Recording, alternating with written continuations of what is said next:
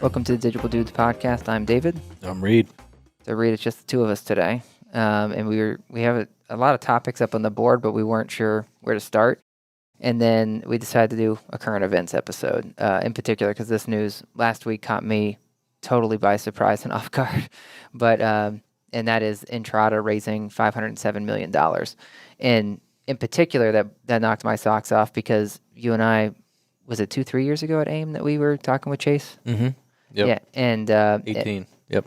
Yeah, 2018. Holy cow! Back then, I think it was our first trip there because we didn't have the big booth. We just kind of snuck in. We were imposters. Yeah. And Elaine Williams, a dear friend of ours now and consultant in the industry, was able to sneak us into the Entrata get together. And Chase was amazing. He gave us all the time in the world. Yeah, I feel like you talked to him for like 90 minutes. Yeah, it's like, and we must have been like, what would we have been like? Only like a few. We would have been like 6 people maybe. Yeah. Total at the company. Yeah. And then I think it was definitely a favor. I remember they let us in for that like dinner and whatever, and they gave out hoodies and. I couldn't get over the hoodie. I was like, I want to steal 6 of these. Like, these are super comfortable. Little did I know the zipper was not going to work like 3 weeks later. Yeah. But they were still pretty damn stylish. I was like, someday, David, we'll have hoodies like this. You did say that. Yeah. We do. We do, yeah. Except the zipper works. That's right. Yeah, it took a lot of care. And we haven't given them out yet. Yeah, that's in true. the hundreds. Yeah, they're just all for us. We can't afford to give them to Right. our fans. Yeah, but they won. I always had a great impression of Entrata before that event, but then they were just so welcoming for like this little startup that like, what do they care? They didn't have to be nice to us. Let us go there. We had nothing to do. Give us hoodies, that type of thing. And like you said, for Chase to spend all the time with you, I got a little bit of the conversation, but not as much as you did. And just it seemed like they were totally open and just being good guys. So what I thought was awesome about that conversation is before then I had not known that they were like a bootstrapped, privately held company, and that's why it just sent me back last week when just surprised me when we saw this announcement come through that they raised $500 million, because it's like, dude, it's almost like to me that they're like who you look up to as a self-funded company, being like, oh man, if we could do this for like just about 20 years like them or MailChimp. It's like those are like the two of the big ones that I was looking up to, like, oh, they still seem like good folks. They've been able to like ward off all these other investors and initiatives and just do it the way they wanted. Hence, like I even took, we don't know anything, but the Yardi lawsuit that they were in for years, I felt like that was just them being like, we're going to do what we want because this is what we feel is right. And I don't know, I really admired all of that. So then when this happened, it just surprised me. And hence why knock our other topics aside and let's talk about this. So, where do you want to start? The why, which, we don't have Chase here, and as much as he was open and wonderful and gracious to us a couple of years ago, I'm not sure that he would hop on the cast with us and give us the inside scoop, but I'm dying to know why. As you said, a company that's done it for so long, has such a good reputation, and, based on what we did see in the press release, their numbers looked really strong. So, head scratcher for me. I'll say generically or just generally speaking, I'm excited for them, but also disappointed, It was somebody to look up to and be like, they made it and they're doing it right, treating people right, they're just, but I also don't want to be a hypocrite here. You and I have, maybe more me, but we've both fantasized and talked about, how far we could take this, not really getting super drawn in to the, capital conversation, but certainly it has come up. So when I say the why, I think I have a general idea of the why for Entrata, but it still kind of blows me away given where they're at. Well, talking about some of their numbers, I think that's healthy to put in perspective because it's not like they're losing money. They've been profitable for years as they disclose. So again, we don't have any like insider information here. We just like them from afar. We don't even have any close friends there. They've been profitable for years. The Forbes article talks about them doing $210 million is their forecasted revenue for the year, and that their EBITDA on that would be 15%. So that means that they're taking home like more than $30 million, after everything's said and done. So that's a considerable amount of cash to then, obviously it's not $500 million. It also says they've been growing 30% a year, which is incredible at that stage of revenue to be growing that fast. Hence why the valuation, because it doesn't disclose what valuation it's at. It's just that they raised 500 million, which then means they probably got rid of 20 to 30% of the company. That's pretty typical. So that would put them as valued over $1 billion. Really, probably realistically, they're probably valued at like $1.5 billion. So in the founder's eyes, they may be thinking like, well, we're not giving up control, right? And it lets them put quite a war chest together that they can do a number of things with. And the article from Forbes talks about that part of this might be used for acquisitions and then expanding outside the U.S. But on the acquisition front, they've never done that because he had talked to you about it. And that was one of the other cool things that I admired is that they hadn't built their client base by just acquiring a bunch of other companies and cobbling them together. It had been, as it says in the article, it was brick by brick that they built it. And they did it the Entrata way, which is kind of, I'll compare it to Apple, where it's like, we're going to build all this ourselves. We're not going to buy. But yet, unlike Apple, they remained with open API. So they're super friendly to young companies like ours when it's like we want to plug in and start grabbing data from them.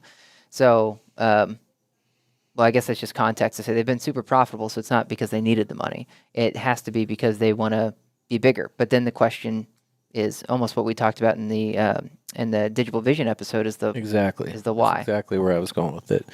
And I'm proud of ourselves, and I know it to be true. Like, we weren't just trying to justify it, but our reason or ambition for growing our footprint into the largest within our weight class, as I like to qualify, but was really about influence, for the better. Like, we want to help pay things forward, create more happiness, more collaboration, and create a more sophisticated kind of environment, I guess, to work within. And so I didn't see that in the press release. Maybe that'll come out later where they really put themselves out there. But I want to ask you, apologies if I'm going a little different direction with this, but who do you anticipate them competing with now?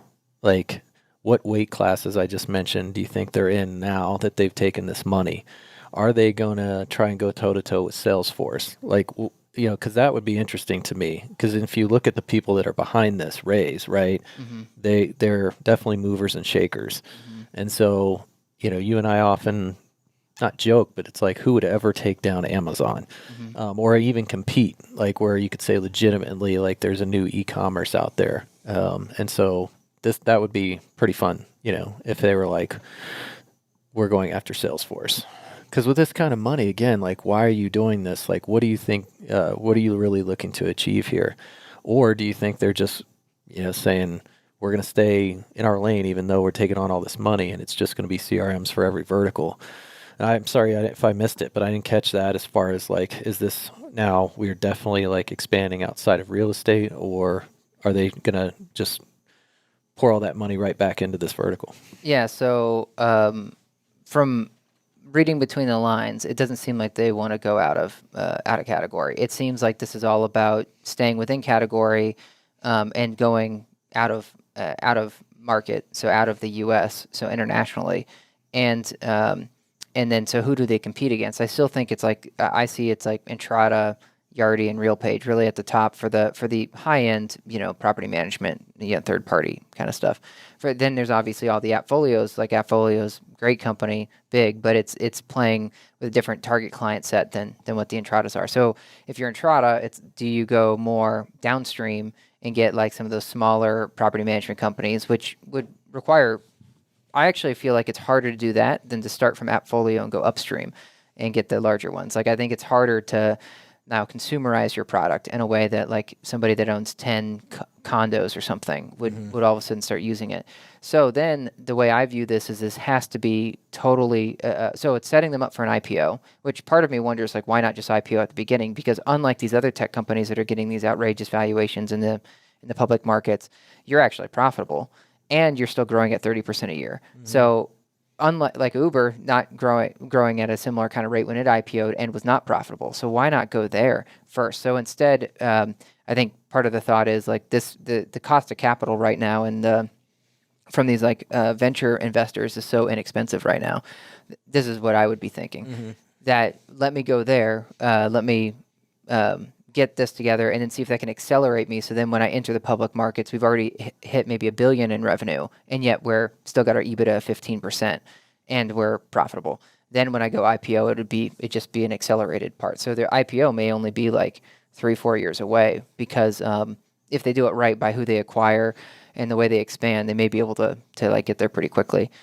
So as far as like who they're competing against, I think it's more of the land grab of international. So you and I were talking about this, how a number of our clients have been purchased by international organizations now. So there's the U.S. is a very particular type of multifamily market. The rest of the world, and our clients probably know this better than we do, but the rest of the world is just different with the way they do rental housing. But these big funds are starting to take the U.S. model to other countries, like through Asia, obviously into Europe.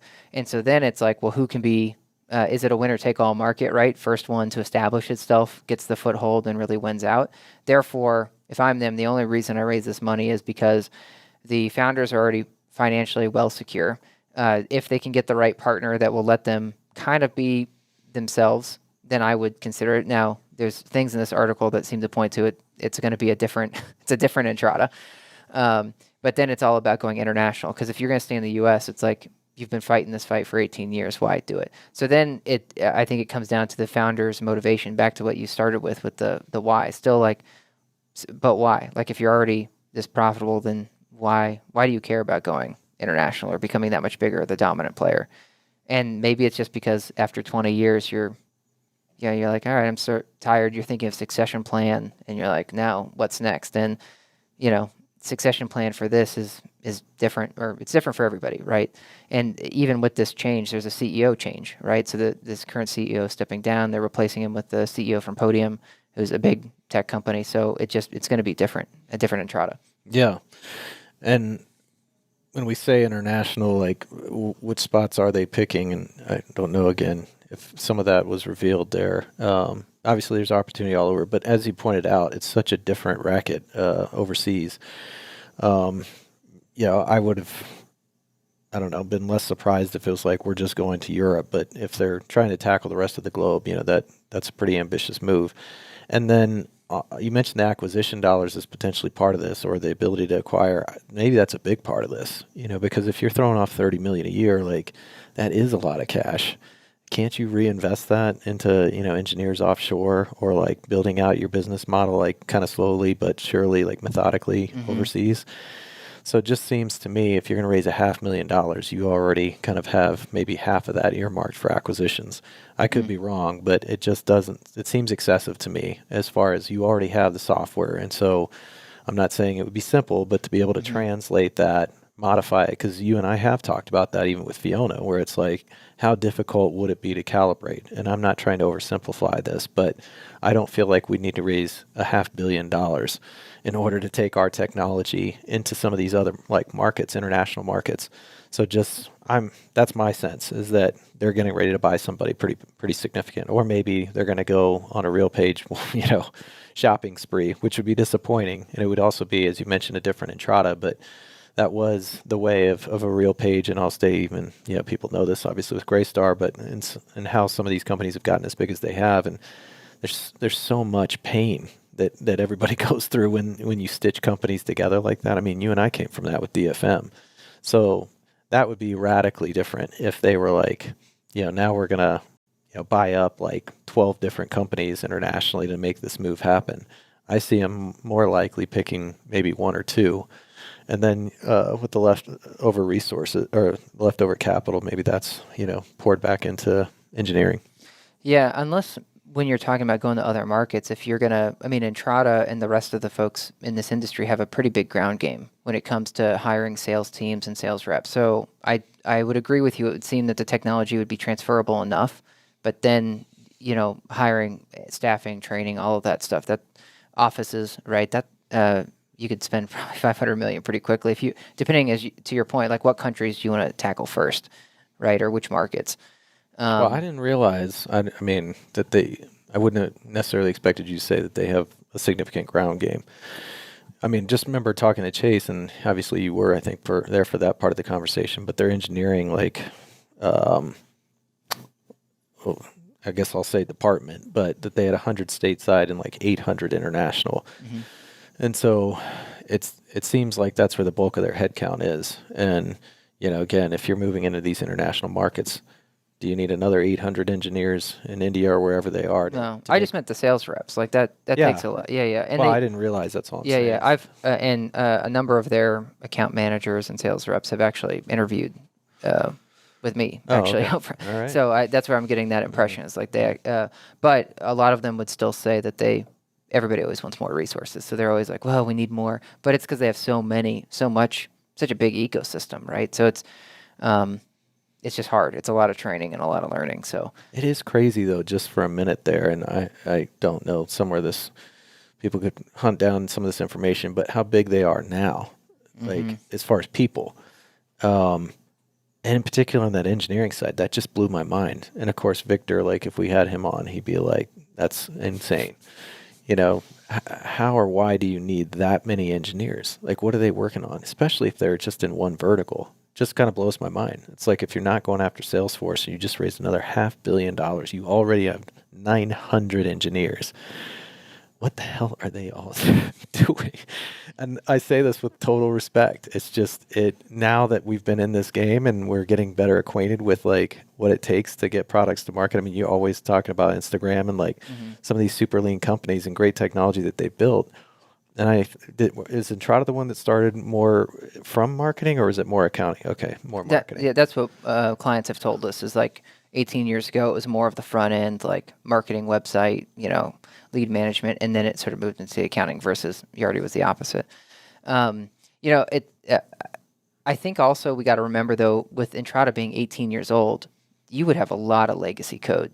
Right. So True. With the tech stack that you built back then is very different than what you would build today. Therefore, I think there's probably still a lot of maintenance stuff and just like holding the ship together, right? Versus if you were on a totally modern infrastructure. But it's also really hard to like totally, when you're at that scale, to like rip and overhaul. I mean, look at Salesforce. Everyone still hates Salesforce, but it's as much power as Salesforce has as a engineering company. They still struggle to like just keep their stuff up to date in the modern web standards that people want. So I think that just in a way, it's almost like if you don't get to a certain scale fast enough, then you've got all this legacy stuff that you're holding on to and just supporting. Well, I hope to see some other components, and I don't know how we wouldn't, as far as their go-to-market, their tech stack, meaning outside of the international move, like how else are they going to evolve and use their resources, because I'm stuck on this, but the 500 million. Yeah, like and knowing, unless something changed, just how many engineers they already have. So it's just, I mean, you often are critical about over engineering things, and it's like what more can you do within, like, I'll say the bubble that they're in, versus like, hey, now we're gonna get into whatever. I mean, fill in the blank. That's what I'm very curious about, is what new markets, I guess, within multifamily or real estate at large, are they going to pursue? Yeah. Well, let's stick on the cost of staff and engineering and also the acquisition for a second. Because what I thought was interesting when this news came out, I quickly did the math on their headcount versus, and I don't remember their headcount now, but what I remember is headcount against revenue. They're averaging like just over $300,000 an employee, which is actually for Silicon Valley, like on the upper end. A lot of companies like Google and Facebook often will shoot for like 250,000 as like the goal of revenue per employee. So that would then be like that Entrata's on the better than a lot of these. And Google and Facebook are kind of unique, so I want to take them out of it. But most tech companies are shooting 250,000 per employee in revenue is a success metric. And they're over 300,000. So they're already better than what the average tech company is doing. So I don't think they're being mismanaged in any way. I don't want us to give that impression at all. But it is it's a funny way to think about, like, what do you do with 900 engineers? Then on the acquisition front, as you mentioned, like, it depends who you buy, because you'll remember Lease Lab selling for 111 million or something a couple of years ago. So it gets expensive fast, because Lease Labs at the time, I remember, was only doing like 16 million in revenue. or is forecasted to end the year at 16 That's million. right. They weren't actually doing 16. That was just their forecast. Which is, then you buy it for that kind of multiple. It's like you couldn't do that many. And then if you were going to say like their goal stated in the article is $1 billion revenue, and if you're at 210, now let's say you buy Lease Labs, and let's round up to 20. Now you're at 230. I mean, that's, Right. So really, it's more not about the revenue you're buying. It's more about like if we buy a Lease Labs, how much revenue is this going to help us add? Because $1 billion, 5x is a lot. And so then at that point you're like, well, shoot, do I have to go international? Maybe that's what you're thinking. And then all of a sudden it starts to feel like, is 500 million enough? Right? Like it goes back to the staffing, the ground game, like the market, getting a market off the ground and then getting penetration in markets that don't have the same. It's not like it's established, right? Like even if you go to like France or something, it's not like as established and run the same way as the U.S. So even if you can take your software there, now you got to educate and teach them all how to do. Like this is how you should really run, property management. This is why our software is needed. I mean, it's just scary as you start to think about it. Like, man, I'd be scared. Yeah. But as you said, if the founders are already whole, like, then maybe it's a risk worth taking, and again, not to make this about us, but there could be that day, I guess, where we're like, everything's cool. Let's go for the moon, I mean, in many ways, I feel like we're already doing that, but you know what I'm saying? Like maybe that's just the stage that they're in. It's all speculative. There's something you said, the education. We, had the meeting with Real Foundations, and one of the things we were open about, and they very much, it resonated with them was maybe we're early, with what we're doing. And no matter how much education, how much we pound that it's still going to take a few years before our type of technology is really adopted like at scale. And they, again, it resonated because they brought yield management, or at least several members of that team brought yield management to the market. And they were like, man, for the first few years, we were just getting thrown out of offices. So I wonder about the international move here. It's like you bring not just a kind of a linear like solution, like a yield management, but you're trying to bring a full stack, to these markets. I mean, couldn't that be in itself a 10-year like process? In which case you're burning through the cash, you're not seeing the results. It's like, are they willing to, and I know you've talked many times about those horizons and, what investors are looking at, but are they going to be patient enough? Because, I just don't envy like that process of trying to get international markets bought into the right way of managing your properties with technology. Couldn't they, this is funny. Let's play a couple exercises here. One, what would you do if you were Entrata? And then would this change anything for Digible? But I just mentioned, like, if you have 500 million, can't you then go make an offer to RentPath? Isn't that near what they were being offered from CoStar? Well, they got bought. Well, didn't it get shut down? Yeah, but who bought them? Somebody else bought them. Oh, really? Yeah. Oh, I missed that. You knew that. Somebody you'll recognize too. I'll find it. Okay. But go ahead. Yeah. Well, I just like that would be. I never would have thought of them as buying like an ILS. I'm just saying, like, what Redfin. Redfin bought RentPath. How did I miss that? I feel like that needs. And they bought them for right about the same price as CoStar. Yep. Yeah. Sorry. Go ahead. No. So exercises. What would you do if you were Entrata? So either would you have even done the deal, let's say, and what would you then want to do with the money, or would you have said like, screw this, I'm still going to stay? And I know it's just speculative. And then I want to ask, like, does it change anything about what we would have wanted to do with Digible? Like, because it's like, I've talked to you about this before, but all the tech news you have to start getting very disciplined about like blinders on, because the tech news is all about like who raises the most money, and it's all about the money raised, not about like what the outcome or what you're really doing. And so news like this of like one of those like I said, one of those examples to point to, like MailChimp and Entrata, like, being taken off the board. It's like, does that shake any foundation? But anyway, so first exercise is like, for Entrata, would you have wanted to do it if you were Czar in Entrata? Now with the money, what would you want to do? Well, on the surface, no, I would not have wanted to do it. Unless we're missing something, given their current kind of financial picture, I don't get it. But I don't know if there's a grander plan or something that does feel like Elon Musk, with Mars, where they see something, maybe they haven't fully disclosed that to the public, but that's really where they're headed, and we'll find out about it later. Because on the surface, it doesn't make sense to me, and I personally, wouldn't want to do it. I love the idea of some of the things, again, you and I daydream about, and maybe someday it will be a reality, and it could take that kind of capital. But yeah, I mean, we've asked ourselves time again, what really is this about? What really is going to make us happy? And, I don't think some massive international land grab or anything like that is really what would be most fulfilling for us. But if I felt like it was changing, the world at that point for the better, then, I could get behind it. But there's so many other ways to do that without like buying up companies or going international that it seems like they could pursue to scratch that itch, if you will. Yeah, and back to the Jim Collins, as we just did our episode on vision, it's like it's supposed to be pretty clear about what the vision is. And I just feel like we should be aware if the vision of Entrata is that clear about like, oh, this is how we're gonna go change the world. But back to our vision, if with Digible wanting to become larger to help make it a more inclusive, environment, and a number of other things, it's like, well, then no, you don't need to raise all that money unless there's some sort of acquisition, like you said, on the table. But otherwise, you can keep kind of like the good fight.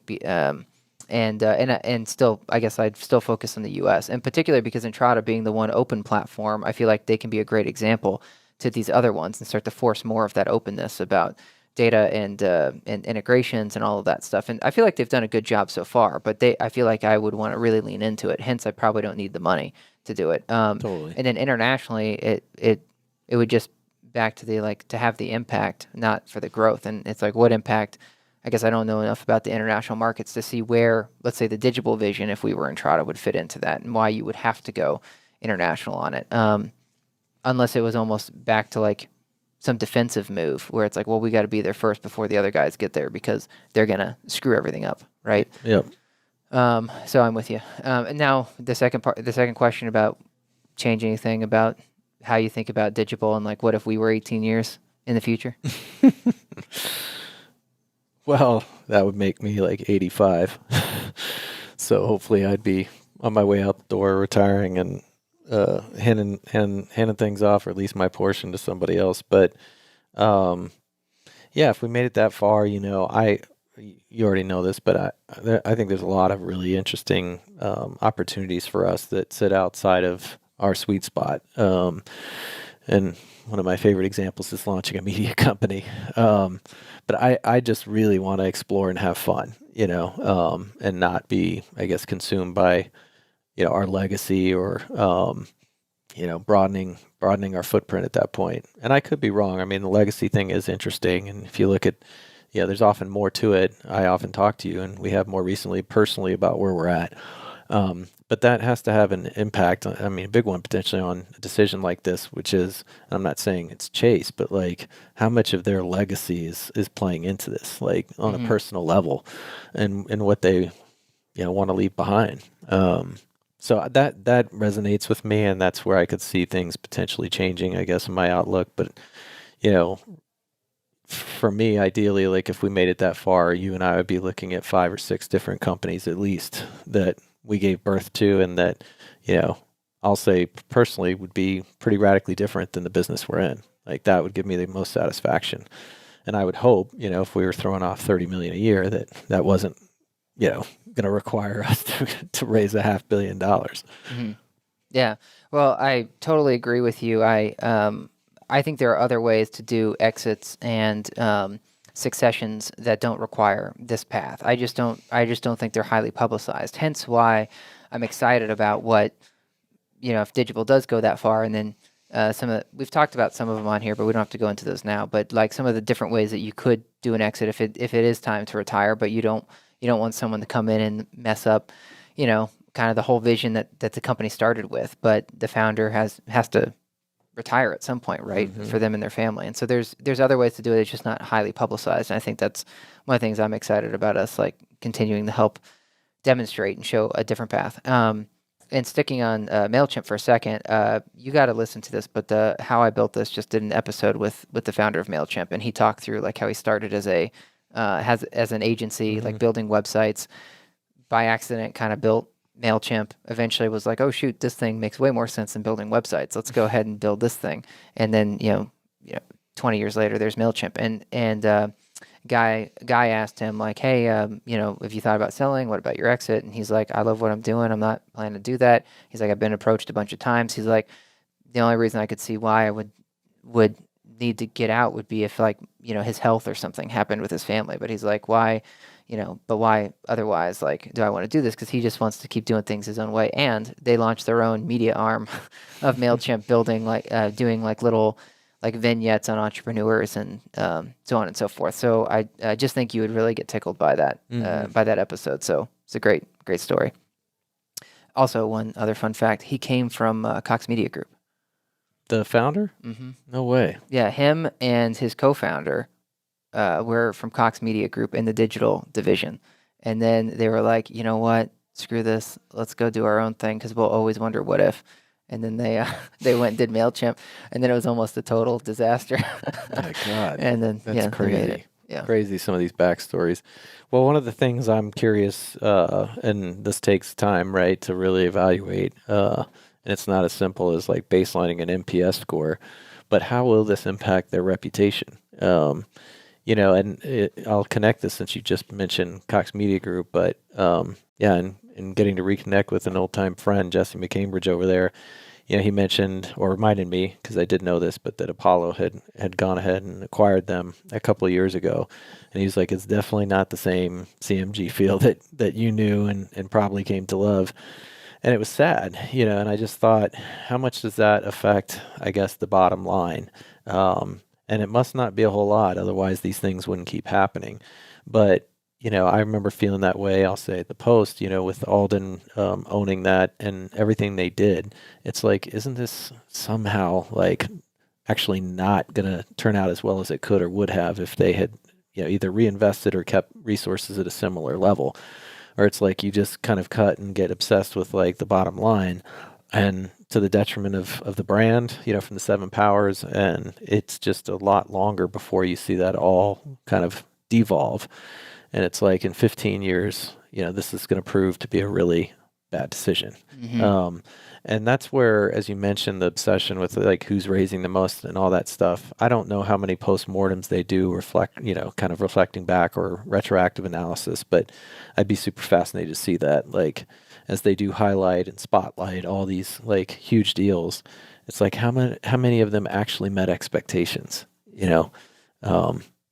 and you'd be way more equipped to either research that or already tell me what that looks like. But, will this 20 years from now be a scenario where these guys look back and be like, mistake, shouldn't have done it, both financially and like culturally? It's just such a, it's not a 2-year process where you figure that out, whether it was the right decision or not. Mm-hmm. Yeah, I wonder if I can find the stat real quick, but it's just shocking. So here's the stat from Harvard Business Review. Typically, 70 to 90% of acquisitions are abysmal failures. So there you go. I knew it was like 8 out of 10. So 70 to 90% don't work out. And this is this Harvard Business Review thing I read a couple of years ago, but it was about like these are talking about the major acquisitions. I don't know how that applies. Like when you get down to like SMB, like sub $50 million acquisitions, but all of the like large ones, like AOL and Time Warner or whatever, it's like a friggin', Well, and I wonder what criteria that's based on. The 70 to 90% are abysmal failures. They didn't meet financial projections. Mm-hmm. Basically, like it wasn't worth the purchase price. Yeah, is what most of them are. It's like look at the valuation and didn't measure up to. We bought X for 500 million. Did it add 500 million in value or more? You would hope more, and then instead it often causes issues. To your point, I like the conversation or the topic about how would it impact Entrata's brand. It's like anybody. We've had a number of our vendors that are purchased, and we don't immediately like cut bait and say, well, you wait to see what happens, right? Mm-hmm. So you wait, and then as issues start, and no organization, as you mentioned, being integrated earlier on in this conversation, no organization quickly integrates. So problems don't happen right away. Right. It's like 6 months, you see nothing happen. So it's like, oh, okay, I guess no problem. Then the next 6 months, a couple of things start to pop up, but not enough for you to get so pissed that you're out of here. So I feel like it's like a 18-month to 36-month thing before you recognize like where you see any of the churn. But yet during that time, sometimes if they market it right, there's a lot of the like, hey, they bought so-and-so, so it's going to be great. And so people are buying it like in front of because they think what's going to happen. Yeah. And then it somewhat maybe neutralizes, the impact to the brand. But I wonder that with a lot of not just the Post, but other papers, and in media, like when those things happen, it's not, like you said, I guess 18 to 36 months later, the product is totally like diluted and, is inferior. It's like, it's, as you say, death by 1,000 cuts. And then how, again, does that play out over the course of a decade or two? So it would be super interesting. And I don't know if anybody can, I suppose TechCrunch should be able to deliver something like this. Now I'm curious. But where you look at more of those mid-size acquisitions or even smaller ones, how that typically plays out. They may not garner as much press, but they're happening every day. Yeah. There's a ton of them.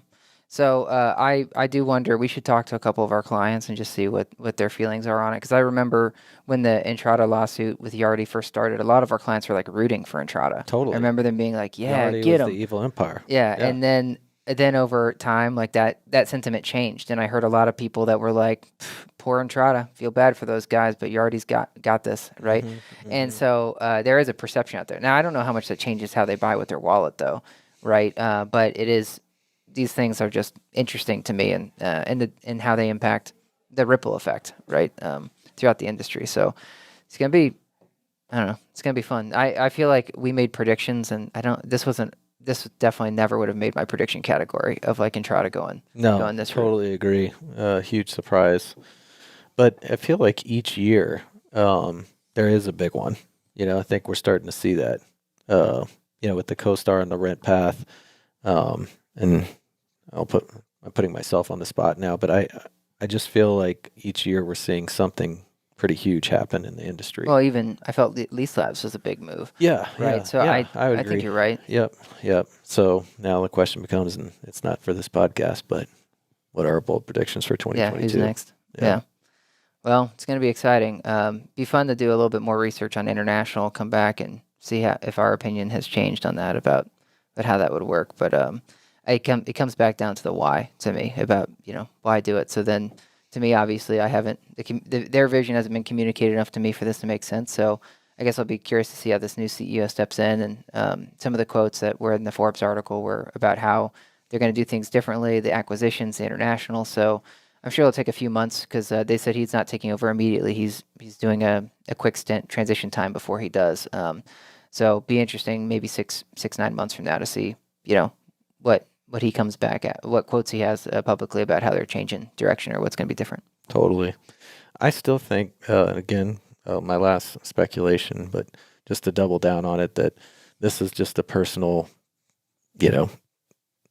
situation or choice where maybe the multi-generational ownership that I myself sometimes have fun fantasizing about, with one of my girls somehow staying involved with Digible if we were still around, but that's just not there or working out. And then it's like, well, if I'm getting closer or ready to retire, then maybe I'm ready to exit Right and just stay on, back like Steve's mentioned, but just kind of in a chair or whatever, and enjoy seeing somebody else try and take it to another level, to another moon or whatever. That seems the most likely scenario because there's some young leadership that's coming in the door. And it's like they still have another 30 years in them for sure. And, well, who knows? Yeah. All right. Well, let's get out of here for this week, but that's it. So thanks for tuning in. Hope we didn't get everything wrong in this one, but you could definitely email us if so. hello@digible.com. Cool. All right, peeps. See ya. Later.